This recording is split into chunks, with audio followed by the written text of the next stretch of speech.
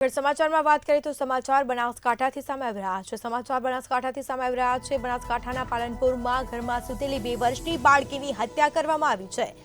તો બાળકીને ઉઠાવીને હત્યા કરી હોવાની ઘટનાથી ચકચાર મચવા પામી છે। માનસરોવર ફાટક નજીકની આ ઘટના સામે આવી છે, જેમાં પરિવારજનોએ શોધખોળ કરતા નજીકથી મૃતદેહ મળી આવ્યો હતો। બાળકીનો મૃતક બાળકીને સિવિલ હોસ્પિટલ ખાતે ખસેડી દેવામાં આવી હતી। પાલનપુર પોલીસે સિવિલ હોસ્પિટલમાં દોડી આવી હતી અને આ મામલે વધુ તપાસ હાથ ધરી છે। તો બાળકીનું સીટી સ્કેન કરાવતા માથાના ભાગે તેને ઈજાઓ પહોંચી હતી।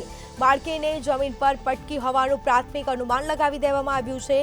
પરિવારે બાળકીની હત્યા થઈ હોવાના આક્ષેપો લગાવ્યા છે। તો પોલીસ દ્વારા સમગ્ર મામલે વધુ તપાસ હાથ ધરાઈ છે।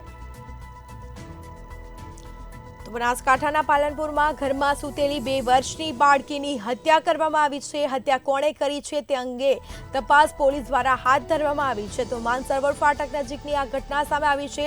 પરિવારજનોએ બાળકીને શોધખોળ કરી હતી અને જેને લઈને મૃતક બાળકીને તાત્કાલિક સિવિલ હોસ્પિટલમાં સારવાર અર્થે ખસેડી દેવામાં આવી હતી, પરંતુ ડોક્ટરોએ ત્યાં તેને મૃત જાહેર કરી હતી।